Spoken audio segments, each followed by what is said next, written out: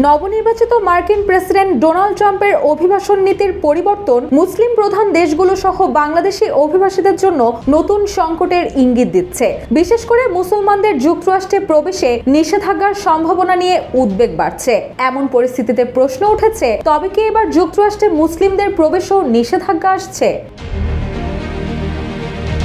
যুক্তরাষ্ট্রে প্রায় 12 লাখ বাংলাদেশি অভিবাসী বসবাস করছেন, যাদের অধিকাংশই ক্ষুদ্র পেশায় জড়িত। নথিপত্রহীন এসব অভিবাসীরা চরম হুমকির মুখে পড়বেন বলে আশঙ্কা করা হচ্ছে। পাশাপাশি নতুন নীতিতে স্কুল, চার্চ বা জনসমাগম স্থলে অভিযান পরিচালনার কোনো বাধা থাকবে না বলে জানিয়েছেন ব্র্যাকের অভিবাসন কর্মসূচির প্রধান শরীফুল ইসলাম। তিনি বলেন, আগামী 4 বছরে অভিবাসীদের দুর্দশা আরও তীব্র আকার ধারণ করতে পারে। এদিকে শিক্ষার্থীরাও এই নীতির প্রভাব এড়াতে পারবে না। 2023-24 শিক্ষাবর্ষে যুক্তরাষ্ট্রে 17,000-এর বেশি বাংলাদেশি শিক্ষার্থী পড়াশোনা করছেন, যা গত এক দশকে 25% বৃদ্ধি পেয়েছে। RICL TMX, যুগের পর যুগ স্থাপনা থাকে মজবুত। তবে ট্রাম্প প্রশাসনের পরিবর্তিত নীতিতে শিক্ষার্থীদের পরিবার এবং ভবিষ্যৎ নাগরিকত্ব নিয়েও শঙ্কা দেখা দিয়েছে।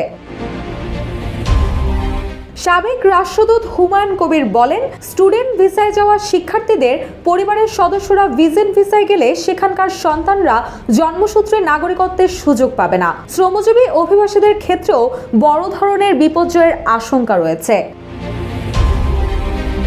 যুক্তরাষ্ট্রে বাংলাদেশি অভিবাসীরা সাধারণত ছোটখাটো কাজের সঙ্গে জড়িত, যা রেমিটেন্সের বড় উৎস। হুমায়ুন কবির আরও বলেন, যারা নথিপত্রহীন অভিবাসী তাদের আয়ে রেমিটেন্স প্রবাহ টিকে আছে। এই নীতি রেমিটেন্সকেও হুমকির মুখে ফেলবে। এদিকে বিশ্লেষকরা বলছেন, যুক্তরাষ্ট্রের অভিবাসন নীতির কড়াকড়ি শুধু বাংলাদেশি অভিবাসীদের জীবনযাপনকেই দুর্বিষহ করবে না, বরং বৈদেশিক মুদ্রা আয়েও নেতিবাচক প্রভাব ফেলবে। এর পাশাপাশি মুসলিমদের ওপর প্রবেশ নিষেধাজ্ঞা আরোপের সম্ভাবনার সংকটকে আরও ঘনীভূত করতে পারে। রুশা সুর, জয় জয় দিন।